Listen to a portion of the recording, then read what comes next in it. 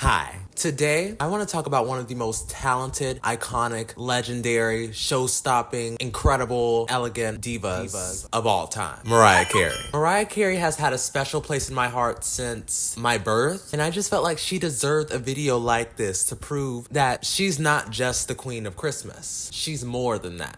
Dare I say she is the queen of music. This video is inspired by the queen herself, Mila Tequila. I loved her Britney video and I really wanted to put out something like that. Maybe it won't match up to the greatness of Heirs of an Icon, but I'm trying. Because Mariah has such a lengthy career, I will only be delving into her debut through Glitter today. Part 2 will be out, I don't know when, but soon. But without further ado, come along with me through every era, every album, #1 career fumble and iconic moment of Miss Mariah.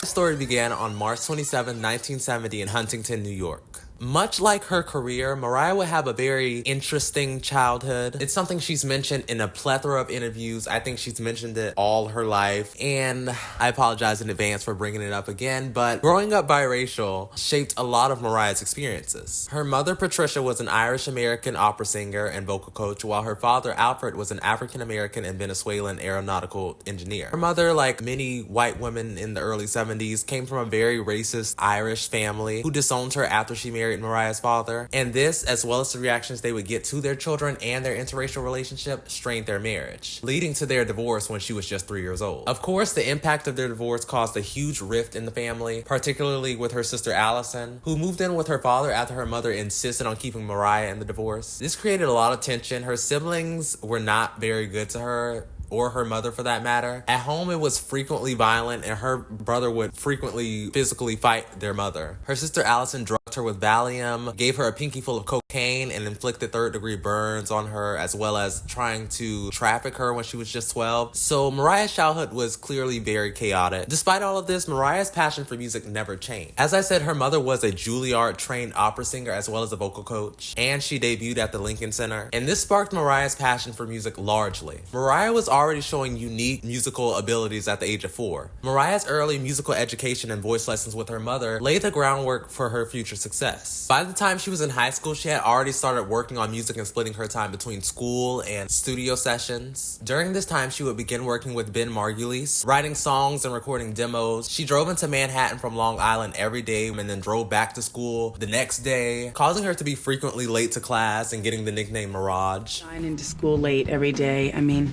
don't try this at home, people, but I would basically, be working in the studio till like 3 in the morning and then come back, and you're not gonna get up at 7 and go to school. So I would breeze in like 5th period and with my forged note. She moved to Manhattan the day after graduation with 4 other girls. They slept on mattresses on the floor. During this time, she worked as a waitress and was known for being really bad at her job and often walking around with a Walkman and headphones after spending late nights in the studio. Just a typical starving artist, upcoming superstar story. Her friend and writing partner, Ben, had been shopping around her demo tapes to many labels and executives who ultimately rejected her. And it was difficult for her to find her big break because at the time, especially in the late 80s, executives and A&R people were getting tapes like this all the time. So they didn't have the time or desire to really look through all these tapes just to hear the next big star. And that's where Brenda K. Starr comes in. Now, Brenda was no Madonna, but she was having a sort of surge in her career at the time. She had a single that was slowly but surely climbing the charts, a debut album out, and most notably, she was signed to Mirage Records. Mariah was still waitressing and hosting at the time, and a friend of hers who played drums for Brenda K. Starr came to Mariah and told her that one of Brenda's backup singers had quit and she needed another girl. At first, Mariah didn't want to do it, but then she thought to herself, well, it's gotta be better than what I'm doing right now. So she went to the audition and soon began singing backup for her. Later down the road, Brenda brought Mariah to a music executives party where she met none other than Tommy Mottola, newly appointed president and CEO of Columbia Records. Tommy Mottola. Jerry L. Greenberg, president of Atlantic Records, first took notice of her, but as soon as Mariah handed him her recording, Tommy Mottola snatched it, claiming that he would deal with the project. As I said, Tommy had just taken over Sony, Columbia's parent company, and had begun leading the company through several stages of transition. One he thought was critical to the label's success was finding a young and extremely talented female vocalist to compete with stars like Whitney Houston and Madonna, who were signed to Arista and Sire Records at the time. And when he got into his limo later that night and played Mariah's demo, he had just realized the talent he just left behind. Tommy got in touch with Mariah after weeks of tracking her down through Brenda's management, took her over to Columbia Records, and after meeting with Mariah and her mother for the first time in a few brief meetings, recordings. Mariah was signed to Columbia Records in December 1988.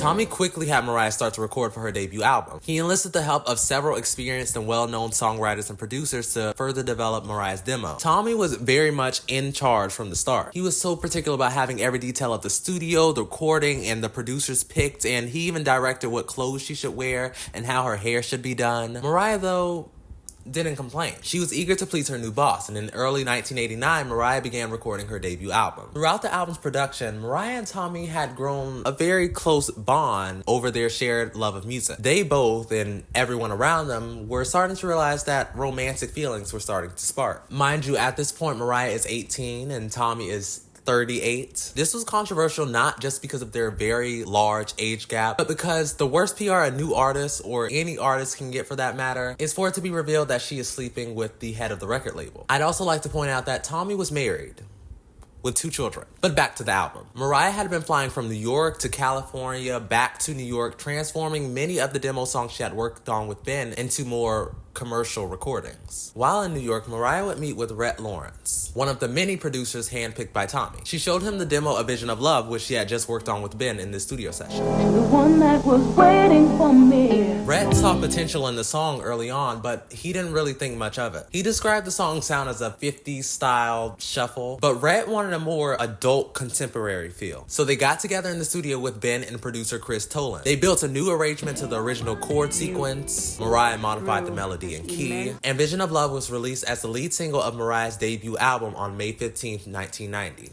Even after changing the song for its release, Mariah and her team didn't think Vision of Love would be a major pop success, since it wasn't like anything else at the time. It wasn't a dance record, it wasn't a rap song, it wasn't heavy metal. They still didn't think that it fit into any one format. For the first single, the label had other ideas. They weren't convinced that Vision of Love would be a hit, so they had decided on I Lose Control as the album's debut single, which was then recorded by Penny Ford.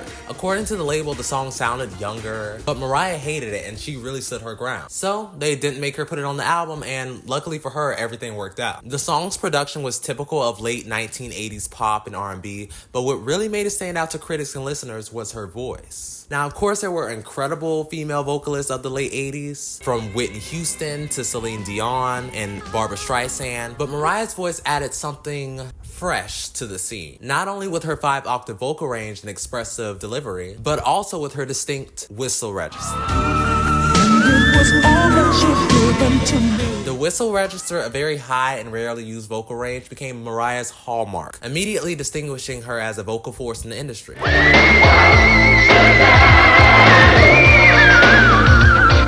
Vision of Love is also credited with popularizing the usage of riffs in the 90s, inspiring an array of future artists. We actually did 2 videos for Vision of Love. The first one was thrown out because the director had me like in a bra on a bed, and certain people thought that that was the wrong thing for me to be doing. The original music video for the single was directed by Bojane Bazzelli. After filming the video's first version, record label executives felt that it cheapened her image in comparison to the quality of the music. Basically, they thought it was too sexy. They scrapped the first video and refilmed it with director Andy Morahan. After word got out about the 2 videos, a Sony employee talked to the press about Mariah, stating that the special treatment really upset him. He thought they treated her differently than other artists signed to the company, which in a way could be true, but let women have hobbies. But in all seriousness, by new artist standards, they had invested far more money in Mariah, from production to videos to promotion. In the final video, Mariah was shown in a big cathedral-like room with these spiral staircases. There's this really pretty auburn lighting and green screen background by the window. Vision of Love debuted at number 73. Following this low chart performance, her marketing team started working overtime. Soon after, she would make her first televised appearance on the Arsenio Hall show, performing the song.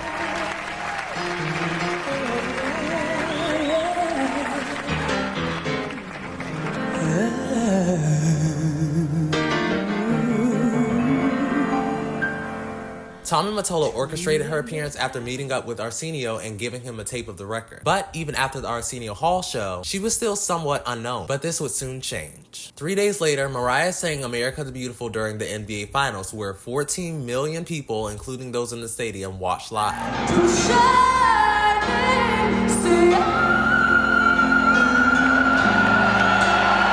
and nobody knew who I was at all. On June 12, 1990, Mariah released her self-titled debut album. Mariah Carey debuted at number 80 on the US Billboard 200 and quickly rose to the top 20 in its fourth week. And 10 weeks after debuting at number 73, Vision of Love became Mariah's first number one single, remaining there for 4 weeks. And before she knew it, she was at the Grammys. By the time that year's Grammys rolled around, Mariah had released 2 more singles, Love Takes Time and Someday, both reaching number 1 on the Billboard Hot 100. So Mariah already had a fairly impressive resume coming into that year's Grammys. She has 5 nominations for the Grammys: Album of the Year, Record of the Year, Song of the Year, Best Female Pop Vocal Performance, and Best New Artist. And she'd take the latter too. Mariah's wins at the Grammys, as well as her performance of Vision of Love, marked another significant change in her career. Self-titled topped the chart in its 36th week and stayed there for 11 weeks. The album's 4th single, I Don't Wanna Cry, reaching number 1 in the US, Mariah became the first artist since the Jackson 5 to have their first 4 singles top the charts in the US. The album's 4th single, There's Got to Be a Way, only saw a commercial release in the UK though, peaking at number 54 on the UK singles chart. Following the success of Mariah's debut, critics started to wonder if she would tour for this album. Despite performing at the Apollo, SNL, and a variety of daytime and late night television shows, Mariah was still regarded as a studio artist. Tom and her team had been very eager for her to tour in support of the album. However, there were many reasons why Mariah didn't decide to do a tour. There were a lot of rumors that she had this massive stage fright and that's why she hated performing live. But aside from the fact that she had literally been performing on these big stages in front of millions of people, Mariah herself said this wasn't true. No, I mean, I sort of do. I don't think I have more stage fright than anybody else does. I don't have that much experience performing live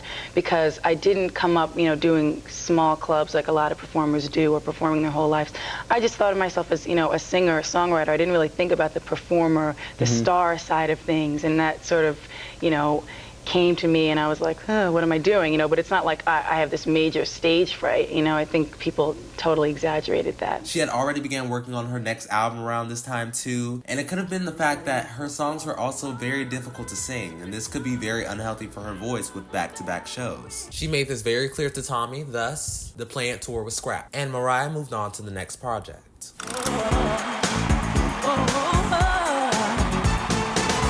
During this era in music, it was common for an artist in their prime to release an album every 2 years. Sony, on the other hand, chose to promote Mariah differently, returning to the classic style of artist marketing in which they would release an album every year. They believed that Mariah's voice and songwriting would be appealing enough to warrant a new album more often than most. So, in the fall of 1991, Mariah released the lead single of her sophomore album, Emotions, the song. It was Mariah's 5th consecutive number 1 on the Billboard Hot 100, making her the first, and still the only, artist to have their first 5 singles chart at the top of the Hot 100. The song was similar to many of the more upbeat tracks on Self-Titled, but the disco influence displayed a new musical direction that sparked people's interest in what was to come. She took the song almost immediately to the VMAs, and not long after, Mariah's sophomore album would be released, Emotions. With the album's sound alone, it was clear that Mariah had gotten a lot more creative control. With the first album, although Mariah wrote every song and even co-produced some of them, the label, and especially Tommy, fought for the album to be more palatable for a wider audience. Or should I say whiter audience. Therefore, they kind of dismissed all of her wishes to have the songs on the debut sound like the songs on her demo. But for Emotions, she fought and succeeded in giving this album a more raw and real sound, specifically pushing for a more R&B and Motown feel. She wanted to highlight more black culture with this album, and Tommy did not like that. Sony, particularly Tommy, completely sabotaged the album's second single, Can't Let Go, which was released in late October. The song was far too R&B for her label's taste. He allegedly took copies of Can't Let Go from stores in order to keep it from reaching number 1. Fortunately, the song was still successful, peaking at number 2, but it was a blatant act of sabotage that Mariah and the Lambs would make high note of, no pun intended. Emotions debuted at number 4 on the Billboard 200 and sold much less than Self-Titled. I believe the main reason that it was less successful than her debut was that it was released far too soon after Self-Titled. Therefore, there was no anticipation or build-up. Audiences didn't really get a chance to really miss Mariah. Make It Happen was released as the final single from Emotions in April. That song peaked at number 5, and though it wasn't anything super major, the rushing of Emotions caused a sort of a slump. It was and still is her most underrated album, and outside of the lead single Emotions, the album isn't quite memorable, which sucks because this is the only album where she wrote every single lyric of every single song. Nobody was singing Mariah's pen. Emotions is also a sort of departure sonically from the debut album, which was a pop and R&B album with hints of dance. Emotions is a soul and gospel influence with tons of dance and even some disco. The vocals are a lot stronger too on Emotions. Vocally, it might be one of the best albums of all time. Emotions has been retrospectively appreciated, but at the time, it wasn't Mariah's peak. Let's just say that. Mariah proved herself to be a vocal powerhouse once more at that year's Grammys.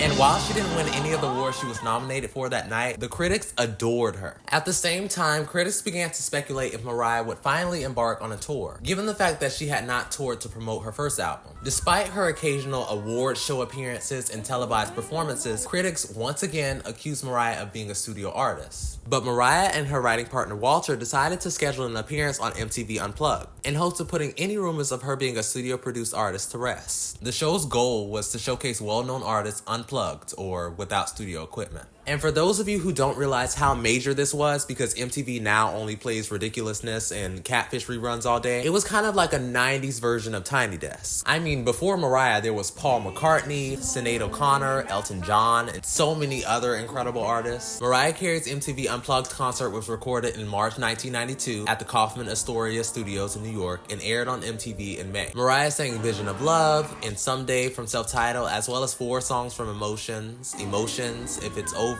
Make It Happen, and Can't Let Go, and a cover of the Jackson 5 song I'll Be There with Trey Lawrence. And let me just tell you how successful Mariah's MTV Unplugged set was. Normally, MTV Unplugged sessions would air around 6 times during the month of release before being archived. But not only did it air 7 times, it aired 3 more times as much as the average episode would by the end of April, after fans from all across the country requested that the performance be re-shown on MTV. After its huge success, Sony decided to release it as an EP. After selling 67,000 copies, MTV Unplugged debuted at number 8 on the Billboard 200 and peaked at number 3 in its 3rd week. Mariah's cover of I'll Be There debuted at number 13 on the Billboard Hot 100. In its 4th week, the song became Mariah's 6th number 1 single, spending 2 weeks at the top of the charts. MTV Unplugged was also released as a VHS under the title MTV Unplugged Plus 3. It included the whole concert, 3 music videos, an exclusive interview, behind-the-scenes footage, and Mariah's home videos. MTV Plus 3 peaked at number 1 on the Billboard video chart, which I didn't even know was a thing. And this is another reason why Emotions was so underrated. It was completely overshadowed by the success of Unplugged. So while her sophomore album was supposed to be the thing everyone was talking about when it came to Mariah, her I'll Be There cover on MTV Unplugged was the thing that was really grabbing audience attention and put her back at the top of the charts. Also, the promotion during this era was lacking compared to her debut. 1993 was another crazy year in Mariah's career. In late January, she would take home 2 American Music Awards, Favorite Pop Female Artist and Favorite Adult Contemporary Album for MTV Unplugged. She attended that year's Grammys, and for a 2nd year in a row, she unfortunately lost both nominations. And despite the fact that she had never imagined such an event happening so young, in June 1993, Tommy Mottola and Mariah Carey married. She wore this gorgeous custom Vera Wang gown inspired by Princess Diana, complete with a 10-foot veil and a 27-foot train that cost $25,000. They had a very lavish dream wedding. The total cost of the wedding was $500,000. The guest list included Barbra Streisand, Michael Bolton, Robert De Niro, Dick Clark, and Ozzy Osbourne, among others. Mariah had gotten her fantasy princess wedding, and she looked the happiest she had ever looked in her career. But by the time the honeymoon arrived, Mariah was beginning to regret marrying Tommy, and their hell of a marriage would begin on a very sour note. Much like Emotions, Mariah began working on her 3rd album almost immediately. Dream Lover was released as the album's lead single in late July 1993. Dave Hall, who was known for working with many New York rappers and R&B singers such as Brand Nubian and Mary J. Blige, worked with Mariah on the song. Dream Lover featured a loop from the Emotions song Blind Alley. This, among other album decisions, obviously got a lot of pushback from Tommy. Mariah wanted to broaden her sound, but her boss and husband disapproved. It was a constant battle, like she wanted to do things her way, and Tommy wanted her to be this all-American girl. He preferred a less urban sound from her. But despite the hip-hop sample, the song was considerably slower, staying true to her previous releases. If anything, it was her first true mainstream pop single, as her previous singles were primarily soulful and blues-inspired ballads. The song became Mariah's 7th #1 single on the Billboard Hot 100, staying there for 8 weeks. Deanna Martell directed the Dream Lover music video. In this video, you can tell she's having a good time. It's a lot more raw than her prior music videos. She's wearing a cute country girl costume with pigtails. There's a hot air balloon in the sky, and she's swimming in the water. It's the first time we really see her genuine smile in a video. She just seems so free and careless. The video really captures the song's soft and casual vibe.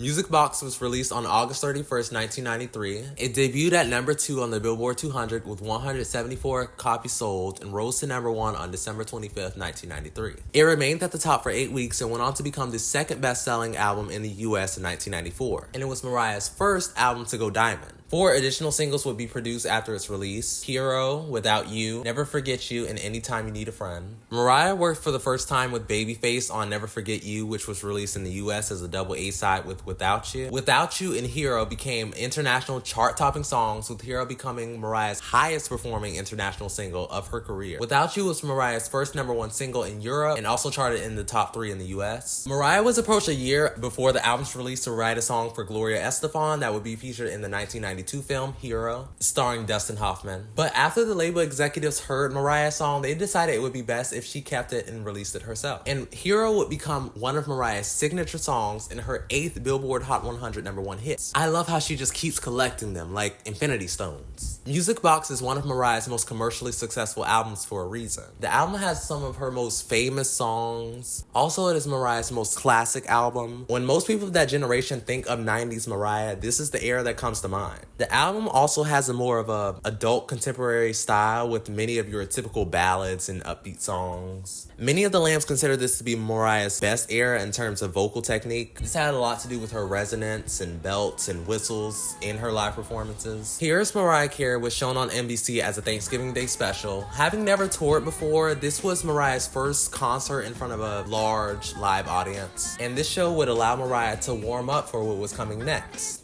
the Music Box Tour.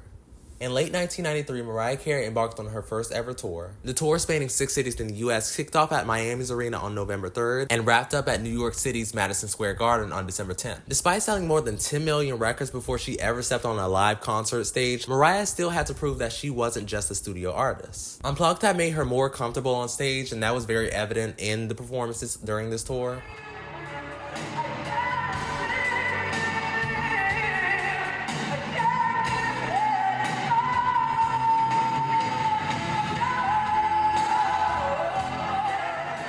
Mariah sang songs from her first 3 albums, including I'll Be There and a version of the SOS Band's Just Be Good to Me. The last performance at Madison Square Garden included a rendition of Santa Claus Is Coming to Town, foreshadowing. Mariah described her first tour as extremely intense. Her fans were aware that it was her first tour and were really supportive. However, she received really harsh criticism. A lot of critics were out to get her. This girl has sold all these records, she's never toured, let's get her. That's exactly what they did. I turned on the TV in bed that night and the CNN guy was saying, the reviews are in and it's bad news for Mariah Carey. It really hurt me a lot. But by the time her Worcester concert rolled around, Mariah had really stepped up and a lot of critics were finally starting to warm up to her. Also, her biggest performance at Madison Square Garden got a really good review from the New York Times, but mixed reviews from the Bergen Record. The general impression, though, formed by the first night was that most critics hated the Music Box Tour, so she would eventually stop touring in North America. Mariah would do very little press after the tour ended. It was obvious that the album's promotion was winding down. Of course, she'd have some TV interviews, a few mostly international performances in her first Vogue shoot at this time. She would also release her first high-profile duet with Luther Vandross. Lionel Richie and Diana Ross initially recorded Endless Love in 1981. Luther Vandross would then record the duet with Mariah for his 1994 album Songs. And on August 29th, the song would be released and peak at number 2. Mariah made a surprise appearance at a Luther Vandross concert at London's Royal Albert Hall. However, as the year came to a close, Mariah made a career decision that no one could have predicted.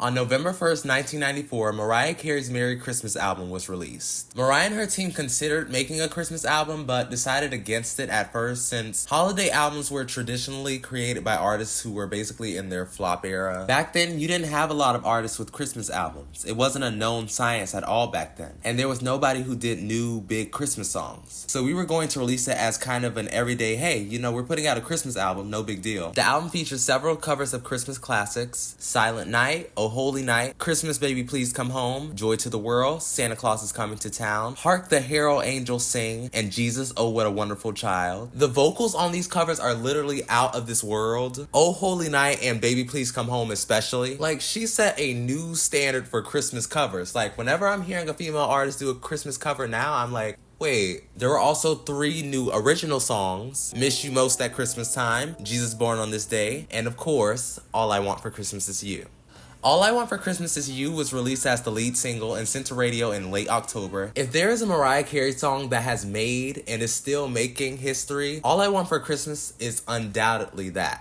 This song has become a true Christmas classic. Of course, Merry Christmas would become the best-selling Christmas album by a female artist, but this song alone received so many accolades. Because Billboard needed songs to be commercially released to be ranked on the Hot 100 in 1994, the song didn't see its debut on the Billboard Hot 100 until January of 2000, where it debuted at number 83. Every Christmas season since then, though, the song would see a new peak every year until finally reaching number 1 in 2019. All I Want for Christmas Is You has spent 8 non-consecutive weeks atop the Hot 100 chart as of 2022, making it the only song to hold the top spot in 4 distinct chart years. On December 24, 2020, the song also broke the all-time Spotify record for the most single-day listens in history, with over 17 million streams, and was certified Diamond in 2021. It became Mariah's 3rd number 1 single in the UK in 2020, where it also holds the record for the most weeks in the top 10 for a Christmas song. Mind you, this was a song written and composed in 15 minutes. It's just so timeless. Hearing it immediately puts me in the Christmas spirit. It literally takes over my body. And this entire album, Mariah says, was just so fun and effortless to make. There wasn't as much pressure from her team to make this some perfectly produced masterpiece. Yeah, so that it's like a lot of fun. That's really why I made this album, just because I love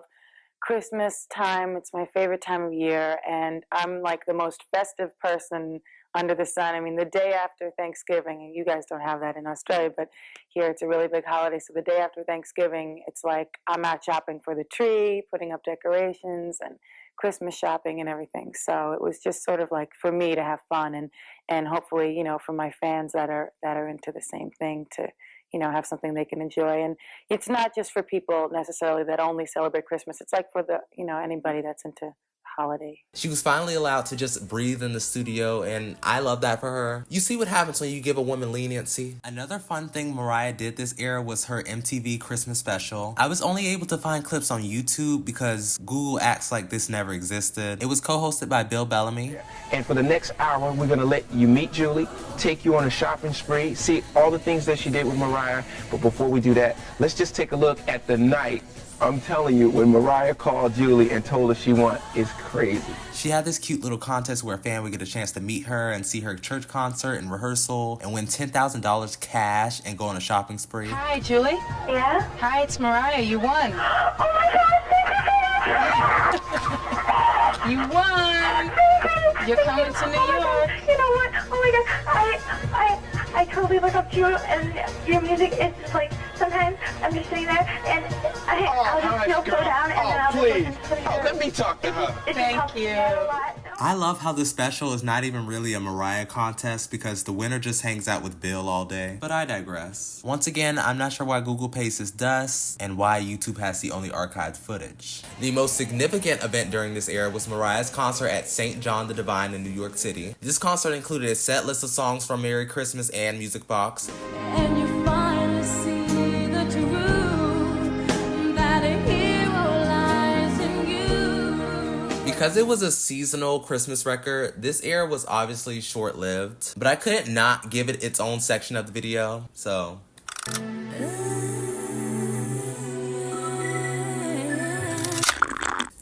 Another outfit change. Mariah had a lot more time to work on her 5th studio album than she did with her previous 4 albums. She used this time to really immerse herself in the project's creation, letting herself experiment with various sounds, producers, and perspectives. Mariah developed as an artist and songwriter while making this album, and she was able to explore music genres that she had been wanting to for the first time in her career, R&B and hip-hop. Fantasy was released as the lead single from Mariah's Daydream album on September 12, 1995. It was the first song by a female artist to debut at number 1 on the Billboard Hot 100, and it stayed there for 8 weeks. With the release of Fantasy, it was evident that Mariah was moving her music in a new direction. It samples Tom Tom Club's 1981 song, Genius of Love,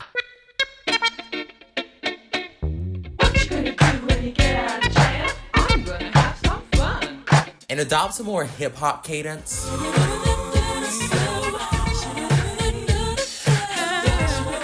And this entry into the genre of hip-hop would be further cemented with the release of the Bad Boy remix. Diddy produced the Fantasy remix, which features Old Dirty Bastard. Not only would the remix become one of Mariah's most popular songs, it would also have an undeniable influence on the music industry. Doing a pop record with a rap artist, especially someone like ODB, was not really a pop move at the time, and Mariah basically tricked her label into co-signing this collaboration because they didn't know who or what she was talking about when she mentioned Old Dirty Bastard. The remix is credited with popularizing rap features in mainstream pop songs, and because it was her first official urban record, it was a turning point for her. Mariah made her directing debut with the Fantasy music video. Mariah had made it clear that she had issues with several of her past music videos. As a result, she chose to direct this video herself, ensuring that the final product was exactly what she wanted. The video gives off a free and open feeling, symbolizing the independence she got by being allowed to direct. Most of the video is set at Playland Amusement Park, with her rollerblading on the boardwalk and riding the dragon coaster. Following them, the video transitions to a nighttime scene with backup dancers in the parking lot. The remix video uses a lot of footage from the original with additional clips of ODB and this clown. After the huge success of Fantasy and its remix, Mariah had proved to herself and Columbia that she didn't need to remain in this music box where she was only successful making pop ballads. Daydream, Mariah's 5th studio album, was released on October 3rd, 1995, and debuted at number 1 on the Billboard 200 with 224,000 copies sold. It spent 6 weeks at the top of the charts and 29 weeks in the top 10, becoming the 2nd best-selling album of 1996 and the 18th best-selling album of the 90s in the US. Daydream saw Mariah working with Jermaine Dupri for the first time, and her music evolving into a more R&B sound. This effectively caused a strain on her relationship with Tommy. Since Mariah was signed to Columbia, Tommy had been controlling almost every aspect of her career, keeping her sound carefully regulated and insisting that she continue recording middle-of-the-road pop music, despite her interest in hip-hop. And when the remainder of the singles from Mariah's album were released, Tommy and Columbia were beginning to question her creative decisions. Everybody was like, "What, are you crazy? They're nervous about breaking the formula. It works to have me sing a ballad on a stage in a long dress with my hair up." Following this, we would get One Sweet Day, an R&B track featuring Boyz II Men, a ballad cover of Journey's Open Arms, Always Be My Baby, an R&B track she had worked on with Jermaine Dupri, and Forever, a ballad released as an A-side to an R&B track, Underneath the Stars. It was clear that Tommy was getting what he wanted, while Mariah still got a say in the musical direction that she wanted to take. This album further established Mariah as an incredible superstar. The second single, One Sweet Day, topped the Billboard Hot 100 for 16 weeks and set the record for the longest running #1 hit in Billboard history, before tying with Despacito and being beat by Old Town Road. The album's next single, Always Be My Baby, also achieved #1. Altogether, Daydream singles spent a combined 6 months at the top of the Hot 100. By this point, Mariah had a sold-out show in Madison Square Garden, had 11 #1 singles, and had one of the best-selling and most critically acclaimed albums of 1995. So then came the Grammys. When the Grammy nominees were revealed and Mariah was nominated for 6 awards, everyone assumed that Mariah would sweep this year. Mariah was a seasoned Grammy nominee, and although she hadn't won an award since her debut, everyone believed that this was her year. She opened the Grammys with a live performance of One Sweet Day with Boyz II Men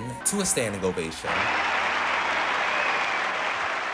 And then came the actual award ceremony. Mariah sat there that entire night with six nominations and an insane year of critics' ratings, #1s, and accolades behind her, and went home with nothing.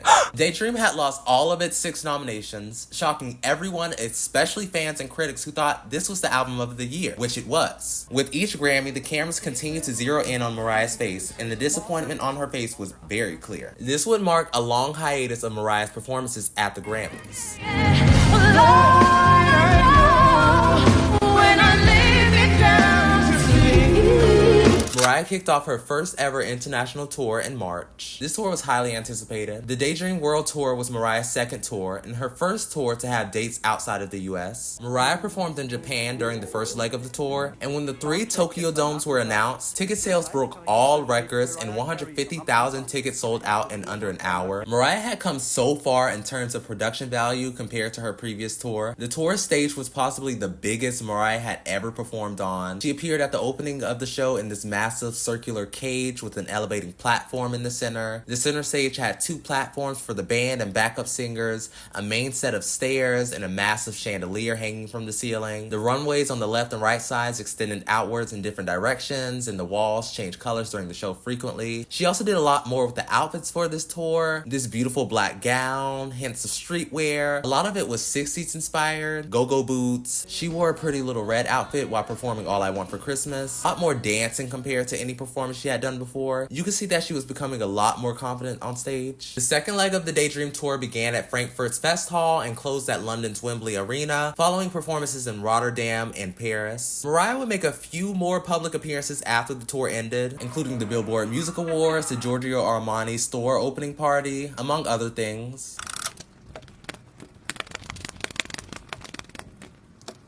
1997, another transformative year. From keeping her away from friends and family, staffing armed guards, installing motion-sensitive cameras to watch her every move, microaggressive and borderline racist opinions on the direction of her career, and even threatening her with a knife, it was clear that Mariah and Tommy's very abusive and controlling marriage was doomed. They announced their separation on May 30th, 1997. Another key factor in Tommy and Mariah's divorce was Mariah's relationship with pro baseball player Derek Jeter. Mariah met Derek at the Fresh Funds auction in November, and they bonded almost instantly over their shared experiences as biracial people. Mariah has also stated that Derek's mixed family had an influence on her, proving that not all biracial people come from problematic households. They managed to keep their relationship very private, just as her and Tommy's marriage was coming to an end. During this time, Mariah began working on the Butterfly album with complete creative control. Mariah continued to depart from her traditional sound, straying away from the adult contemporary sound she had become known for, and continuing her urban path hinted at on the Fantasy remix. Mariah purposefully enlisted a plethora of black artists to help her produce the Butterfly album: Stevie J, Missy Elliott, Kelly Price, Bone Thugs and Harmony, and many others. Honey is the first single. Mariah had finally broken free from that adult contemporary box she had been put in with a more hip-hop influenced track that she had always dreamed of. Hey DJ by the world famous Supreme Team.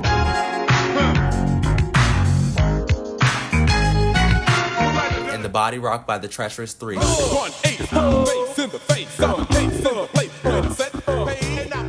Are sampled in the song. Diddy, the members of and Stevie J produced the track. Music critics loved Honey. They called this transition in Mariah's music genuine. The song became Mariah's third single to debut at #1. And if the song wasn't enough to convince people that this was a new Mariah, the music video debuted on MTV in late July. Mariah was dressed more risque than she'd ever have in her career, giving audiences a taste of a more free Mariah. Mariah came up with the idea for the video, and Paul Hunter directed it. Mariah was cast as a very sexy Agent M, a woman who escapes from a huge mansion where she has been held hostage. This concept was allegedly inspired by her relationship with Tommy. The album had just 2 commercially released singles, and they were 7 months apart, Honey being the first. Mariah had many meetings with Columbia about providing a more of a illustration of her work to show fans who probably only purchased the singles that she was more than a one-trick pony, especially with the ballads performing so well. However, they believed that stylistically different singles would confuse her main audience. My All was commercially released as the second single. This is personally my favorite Mariah song ever. I get Vision of Love vibes from this song and video, and I love the Latin pop influenced music. 2 weeks after debuting at #2, it became Mariah's 13th #1 song. Butterfly, Breakdown, and The Roof failed to reach #1 like Honey and My All, most likely because they were not commercially released in the US. Butterfly, which was released on September 16, 1997, debuted at #1 on the Billboard 200 after selling 236,000 copies in the US alone. It held that place for 1 week and spent 21 weeks in the top 20. People were going to be very analytical about a lot of the music because Butterfly was released shortly after her split from Tommy. This was without a doubt Mariah's most personal album. Lyrically, there are a bunch of songs on the album that Mariah said are written from personal experience, when previously she would tend to imagine or write about other people's experiences. Many critics thought Mariah was moving towards a more urban direction. Butterfly was considered more difficult to promote by Columbia since it was seen as a hip-hop record, and just because a song or record is produced by black people who have previously worked on hip-hop records does not make it a hip-hop record. Butterfly just is not that. This is probably an unpopular opinion, but a lot of this music once again doesn't stray too far from her roots. Of course, in a departure from her past approach, Mariah collaborated with Diddy, Q-Tip, Missy Elliott, and the track masters for this album, but you still only have the occasional hip-hop influenced track. Songs like Whenever You Call, Love,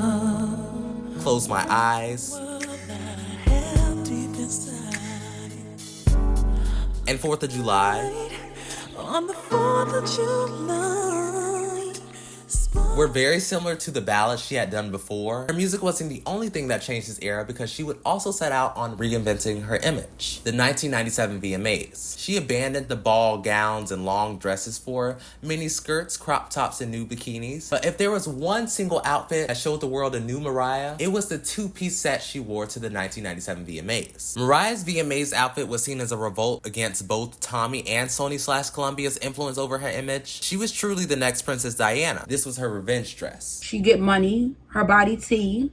She's super thick, she's super pretty. To promote Butterfly, Mariah made many live appearances. Mariah was interviewed about her split from Tommy and sang a live rendition of Butterfly and Hero on the Oprah Winfrey Show. Mariah had not intended on touring again after the Daydream tour, but because of public demand, Mariah agreed to go back to Asia, only expanding the tour to Taiwan and Australia with one last stop in the US. Mariah would then kick off the Butterfly tour on January 11, 1998 at Japan's Tokyo Dome. She wore a lot of these cute nude outfits in two pieces. Like, she literally looked like honey. Once again, a lot more choreo. That's something you will notice a lot about performances from this era. Of course, she had danced before, but she and her backup dancers were going a lot harder in this era. The 11-day tour brought Mariah to Australia for the first time, where she performed 5 shows before closing on February 21st at Honolulu's Aloha Stadium. The Butterfly tour was supposed to include a stop in North America. The North American leg was canceled due to Mariah shooting the film Double O Soul with Chris Tucker. However, Double O Soul was never released. After the tour, Mariah performed on The Late Show with David Letterman, SNL in November, Thank you so much, Mariah Carey. and at the 1998 Blockbuster Entertainment Awards and the 1998 World Music Awards. Mariah made many promotional television appearances in Europe and the UK, including The Des O'Connor Show and The Top of Pops. She performed on Wet and Das in Germany and on Japanese TV shows. Like, she never got a break. It was non-stop for her. And then VH1 Divas Live, an honest concert for VH1 Save the Music Foundation, aired live on VH1, featuring performances from Mariah, Aretha Franklin, Shania Twain, Carole King, Celine Dion, and Gloria Estefan. Mariah sang My All and Make It Happen, as well as a duet with Aretha Franklin for Chain of Fools. The entire cast sang You Make Me Feel Like a Natural Woman in Testimony during the finale. She wore this beautiful Vera Wang gold shimmery slip dress, later changing into a short black mini dress. Mariah sang a duet of Got to Be Real with Patti LaBelle at her Hammerstein Ballroom concert. Mariah would have another iconic MTV moment at the 1998 VMAs. 1 year after her shocking red carpet look, the skit poked fun at her and Whitney's alleged rivalry by having them wear identical Vera Wang dresses. Nice dress. Yeah. You look pretty good too. You do. That's a one of a kind, huh? Looks kind of familiar. That's what they told me. Yeah, they told me mine was too, but you know what? What, baby? Fortunately, I come prepared for situations like this. Try it on me!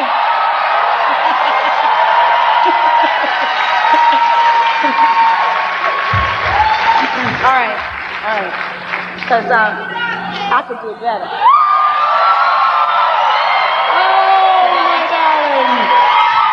Went down in VMA's history, forever iconic. Dua Lipa and Megan Thee Stallion tried to recreate the moment in Versace in 2022. Not just on my look.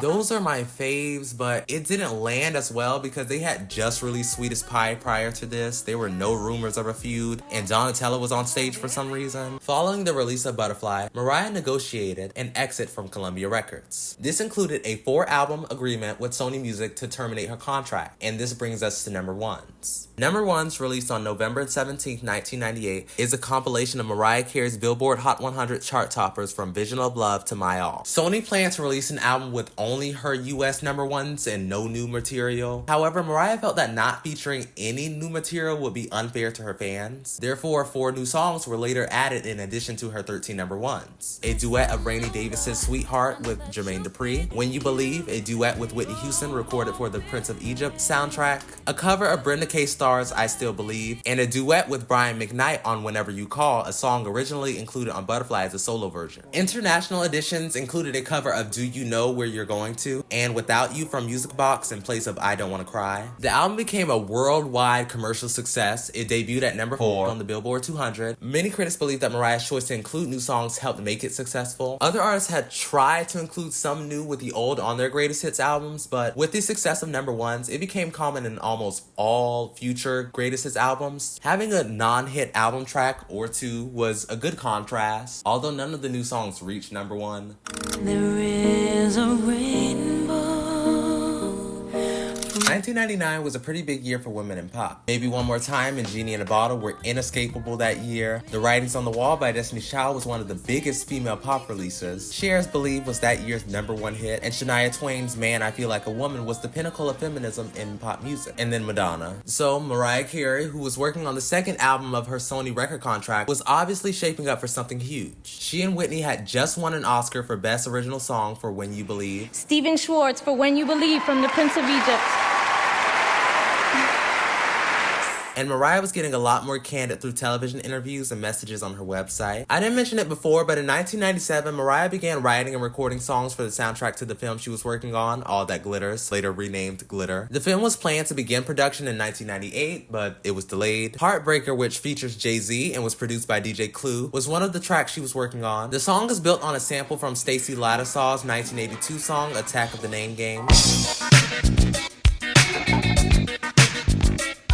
Heartbreaker was released on September 21st, 1999, and became Mariah's 14th number 1 song, a record that was only matched by the Beatles, who had 20, and Elvis Presley, who had 18. She also broke the Beatles record for the most consecutive weeks at number 1 on the Billboard Hot 100. Heartbreaker sold 271,000 copies in its first week in the US, making it Mariah's best-selling first-week single. She is mother. The song is very much in the vein of her more hip-hop influenced songs like Fantasy and Honey, and Jay-Z added a lot to it. I would also like to add that this was Jay-Z's first number 1. Like other female pop songs at the time, Heartbreak is a sort of feminist anthem, especially since she felt like she had been in a similar situation in the past. And to drive home this female empowerment theme, Mariah chose 2 of rap's biggest female acts at the time, Missy Elliott and Da Brat, to feature on the remix. The remix samples Ain't No Fun by Snoop Dogg. Guess who's back in the motherfucking house with a fat for your motherfucking mail. Critics gave the remix mixed reviews. It's either they really loved it or they were at Daniel Smith, who labeled it an overblown miscalculation, and stated Missy Elliott's and Da Brat's bad sexual politics sink the tired Heartbreaker remix. The video for Heartbreaker was Mariah's first to be debuted and aired on MTV's Making the Video. Brett Ratner, who previously worked with her on the I Still Believe video, directed the video. The video became one of the most expensive music videos ever made, costing more than $2.5 million, and you could tell it had a big budget. The video begins with Mariah driving up to a big movie theater with some of her friends, and as they pull up to the front doors, they tell Mariah that her boyfriend is inside with another woman.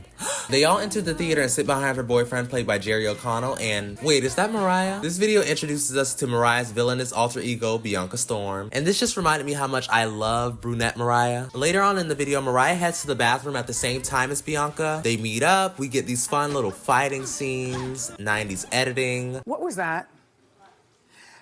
Okay, James. Being a musical theater nerd, this is one of my favorite videos of all time just for the Grease reference, but also for the fact that it's just a really good video. It might be one of Mariah's best videos of all time. You can really tell how much work was put into it. Jay-Z did not get to be in the first music video due to contractual restrictions on his video appearances. MTV aired a new version of the video 2 weeks later where Jay-Z and Mariah recreated a scene from the film Scarface in place of the previous animated portion. Mariah is joined in the Heartbreaker remix video by Snoop Dogg, Missy Elliott, Da Brat, Bianca of course, and DJ Clue, which was shot in New York in September and directed by Dion Martel, who previously worked with Mariah on Dream Lover and Butterfly. It was clear that Heartbreaker was setting for another huge period in Mariah's career. Rainbow debuted at number 2 on the Billboard 200 after selling 323,000 copies, the biggest first week sales of Mariah's career at the time, and it was also the quickest album she had ever done. She didn't have these big meetings with her label about it, she just did it. Every action she took before Rainbow had to be this big group project almost, but at this stage in her career, she did whatever she felt was right. And Sony had no choice but to go with her instincts since they had been almost always correct up to this point in her career. Rainbow was also Mariah's first album following her split from songwriting partner Walter. She had already hired Jimmy Jam and Terry Lewis as co-executive producers for the Glitter film soundtrack and collaborated with them on the album, which brought a new musical depth. They truly understood her vision. While the album's emphasis was more on R&B, Mariah included some classic ballads and adult contemporary love songs, collaborating with writers and producers like David Foster and Dionne Warren. Following the success of this album, Mariah went on to win 3 major awards: Billboard Artist of the Decade, I am not Cinderella. My life has not been a fairy tale. Forget the image, forget the ensembles, forget the rumors, forget the short skirts, big hair, whatever.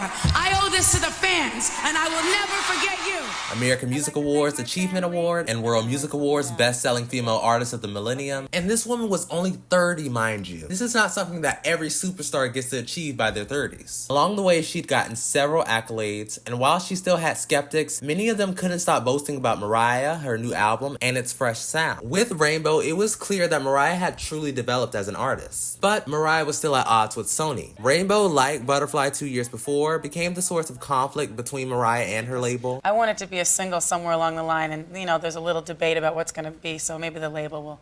If you guys like it, maybe they'll put it out.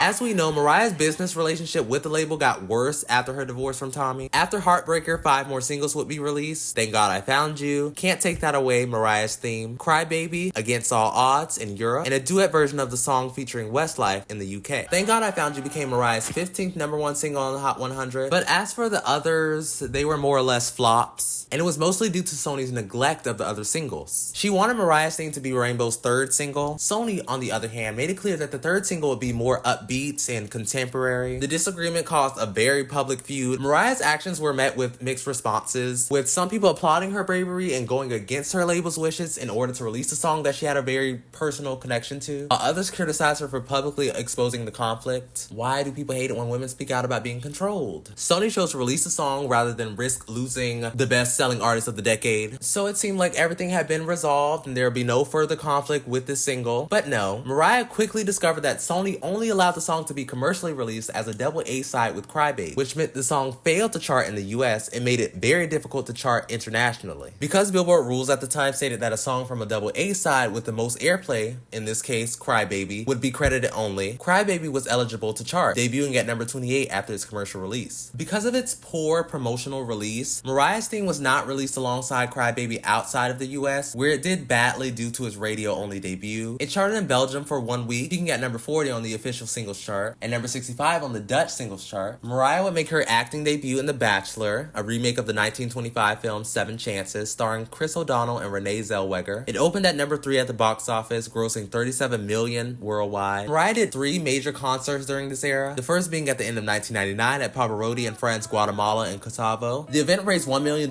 for war child efforts that assist young Guatemalan and Kosovo refugee children. The Rainbow Tour followed. Mariah's Rainbow Tour was her first tour in the US in 7 years. Mariah visited Singapore for the first time, along with additional European countries. After 6 shows in Europe and 4 in Asia, Mariah came to North America for the first time in 7 years, mind you, performing 9 sold-out shows. This was by far Mariah's most fun tour to date, her best tour, dare I say. She was serving looks, visuals, and the vocals were vocaling down.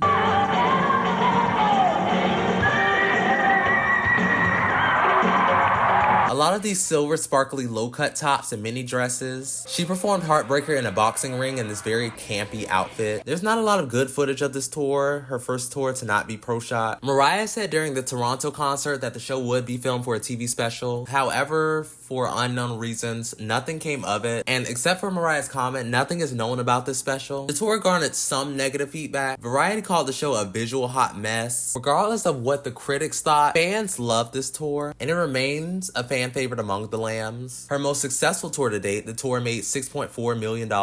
Then there was VH1 Divas 2000. Mariah headlined VH1 Divas once again at Madison Square Garden, this time in tribute to Diana Ross. Mariah began the show with a mashup of Heartbreaker and Diana Ross's Love Hangover. She also performed Mariah's theme and a duet with Diana Ross on Baby Love / Stop in the Name of Love and Ain't No Mountain High Enough in the finale. But the most iconic thing that she did at this concert was wearing this iconic sequin butterfly top from Emmanuel Ngaro's Spring 2000 couture. Changed lives, a true cultural reset. Like the world actually stopped, like something shifted.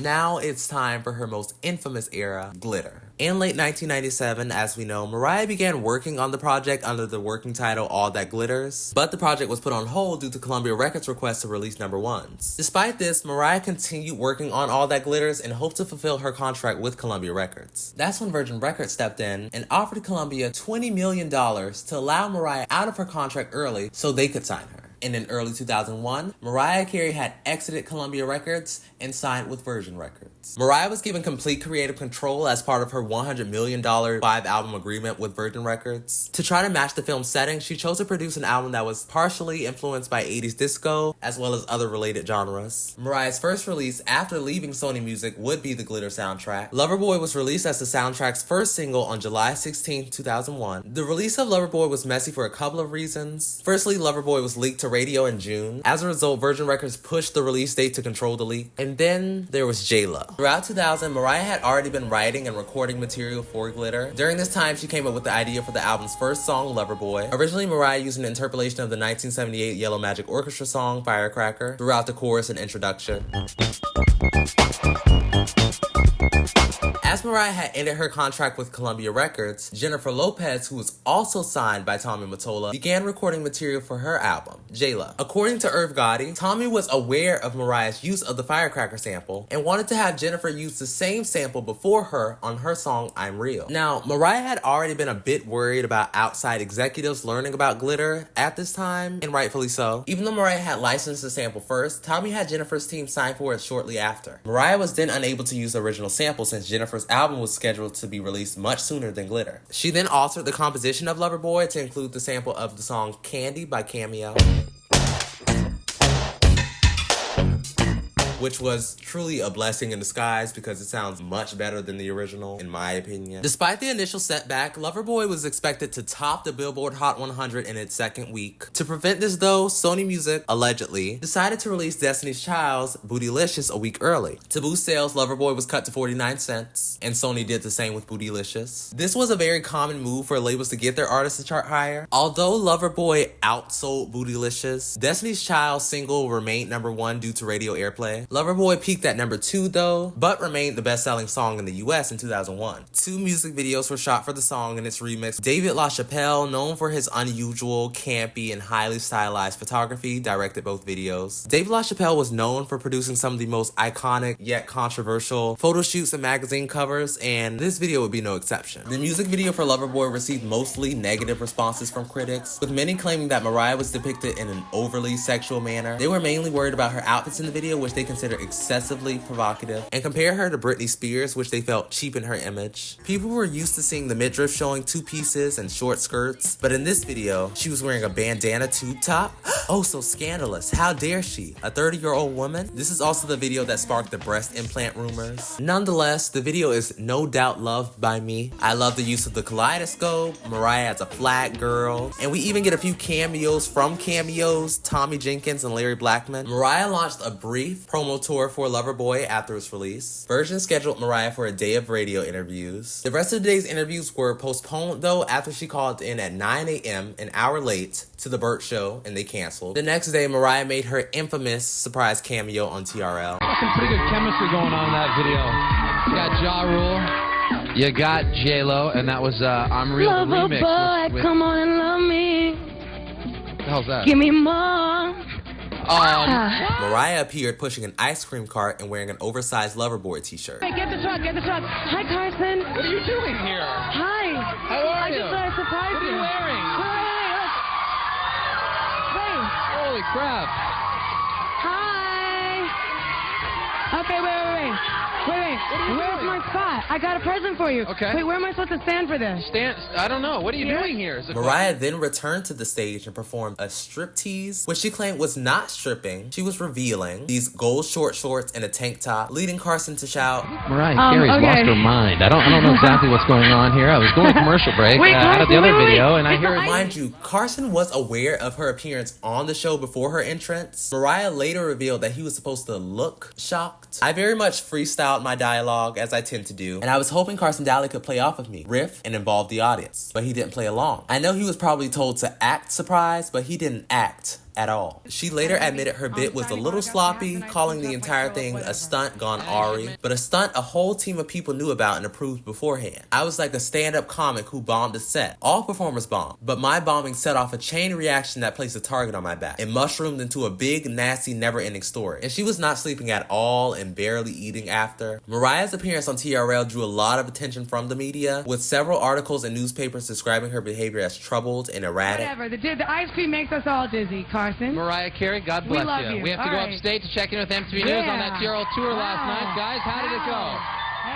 Mariah started displaying what was described as unstable behavior in the days after her appearance on TRL. Mariah held a record signing for Loverboy at a shopping mall in Long Island in July. As a camera team filmed the event, she began talking about Howard Stern and how his jokes about her on his show irritated her, as well as how everything in life should be positive. Cindy Berger, Mariah's publicist, took the microphone from her hand and told them to stop filming. Her publicist said later she was not speaking clearly and not talking about what she had come to talk about, her record. Days later, Mariah began posting strange voice notes and messages onto her website. After the messages were quickly removed, her publicist told reporters that Mariah was obviously exhausted and not thinking clearly when she posted them. She was hospitalized 2 days later, claiming extreme exhaustion and a physical and emotional breakdown. She has since come out saying that this is when she would be diagnosed with bipolar 2 disorder, which involves periods of depression as well as hypomania, less severe than the mania associated with bipolar 1 disorder, but can still cause irritability, sleeplessness, and hyperactivity. This sleeplessness and insomnia was not helped by the fact that she had been working non-stop for the past 11 to 12 years. This period in her life would also put a strain on her relationship with her mother. Mariah stayed hospitalized and under doctor's care for 2 weeks after staying in an unknown hospital in Connecticut, followed by a lengthy hiatus from the album's promotion. Still, her record label had begun promoting Never Too Far as the soundtrack's second single, but Mariah was unable to promote it, obviously, since she had not fully recovered from her breakdown, limiting its charting ability. Mariah was also unable to film the music video for this song. Following the widespread media coverage of Mariah Carey's public breakdown and hospitalization, Virgin Records and 20th Century Fox postponed the release of Glitter as well as the soundtrack. On August 9, 2001, it was announced that both the soundtrack and the film would be delayed for 3 weeks. The Glitter album and movie soundtrack would be released on September 11, 2001. Now, September 11, 2001 is known for one major thing, and unfortunately, that isn't the Glitter album. We all know the events that occurred on 9/11, so I don't really feel that I need to delve deep into it as much. But these events are one of the many reasons why the album and movie's image, release, and success were tainted. Glitter became Mariah's least commercially successful album to that point. It debuted at number 7 on the Billboard 200 with 116,000 copies sold in the first week, compared to Rainbow, which had 323,000 sold in the first week. Glitter was Mariah's lowest charting album in the US, matching Emotions, and it was only on the album chart for 8 weeks. And it didn't help that the singles that followed Loverboy failed to make much of an impact on most charts. The album included dance pop, funk, hip-hop, and R&B, and was a departure from Mariah's previous albums, focusing largely on an 80s post-disco sound to match the 1983 film. While some critics praised the album's vintage sound and use of sampled melodies, many believe that Glitter lacked originality, and that the album's reliance on guest artists overshadowed her talent. Glitter is her most critically scrutinized and criticized album, yet one of her greatest. Glitter takes what Mariah did on Rainbow to a whole nother level. This might just be her peak vocally, especially with songs like Lead the Way, and her whistle register is so crisp on this album.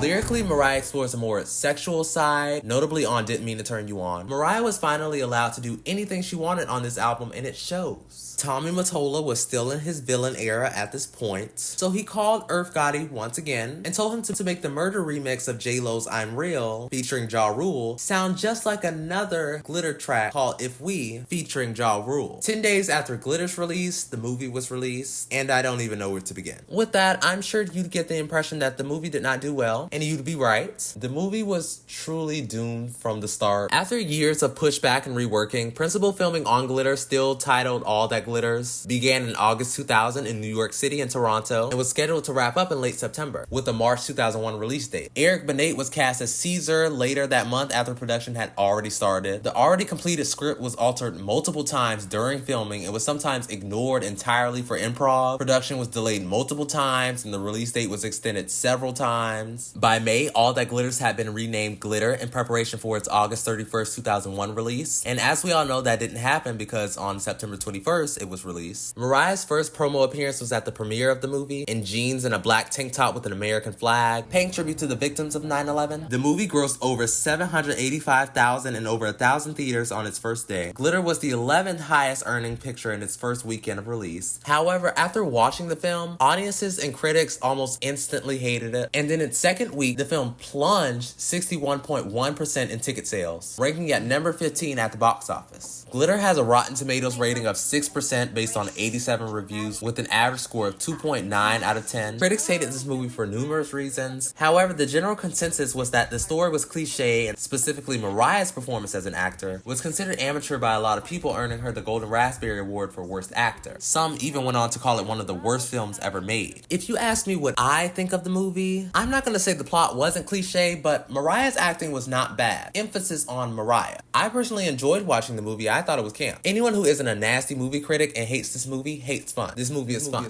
Mariah has also openly criticized and distanced herself from the movie. In 2002, she said, "The movie started out as a concept with substance, but it ended up being geared towards 10-year-olds. It lost a lot of its grit. It was gritless, in fact. I kind of got in over my head." Multiple media outlets and award shows mocked the movie and Mariah. Gutter. Probably coming this Thanksgiving. Christmas at the latest.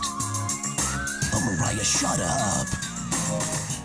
Unfortunately, the movie was also a box office flop. With a $22 million budget, the film grossed $5.3 million at the box office. It was just bad. Like, I don't want to talk about this anymore. It also doesn't help that she was also working on another film at this time that had a lot of underlying controversy, Wise Girls. Mariah co-stars with Mira Sorvino and Melora Walters as Rachel, a drug-dealing waitress from Staten Island. During the filming of Wise Girls, rumors circulated of an argument and physical altercation between Mariah and the film's lead actress, Mira Sorvino. According to the tabloids, Mariah instigated the altercation by throwing a salt shaker at Mira. Both Mariah and Mira's publicist stated that only words were exchanged between the two after Mariah arrived late to the set. And Mira's publicist also said that the incident was ridiculously blown up and never turned physical. But according to a People magazine article quoting Wise Girls producer Billy Blake, the two wrestled to the floor. America, a Tribute to Heroes, was a benefit concert created by major American broadcast networks that was simultaneously broadcast live on most American television programs on the day of Glitter, the movie's release, in tribute to the aftermath of the September 11, 2001 attacks.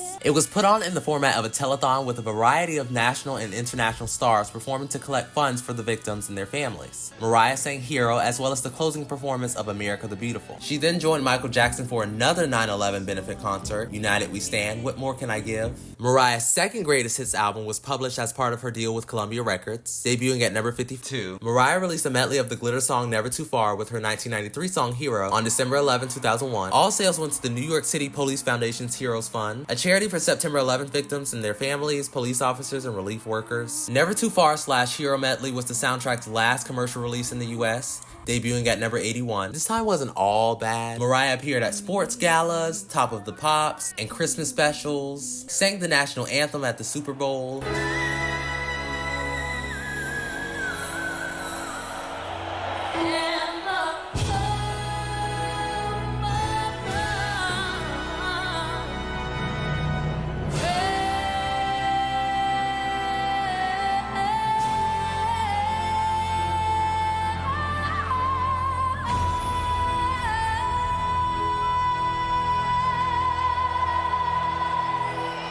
and much more, but she was still trying to distance herself from glitter, especially after her departure from Virgin Records. Virgin invoked a clause in its contract with Mariah that allowed the company to get out of its $100 million deal for about $28 million. As a result, Virgin dropped Mariah, prompted by the album's low sales as well as the negative press following her breakdown. While the two sides were negotiating the details of her departure from Virgin, Mariah's team requested that the two parties just say cancel when asked about it by the media. But Virgin ignored this and said less than 24 hours after the settlement that they had not canceled but terminated their contract with Mariah and paid her $28 million to do so. Mariah later said that her time at Virgin was a complete and total stress fest. I made a total snap decision which was based on money, and I never make decisions based on money. I learned a big lesson from that.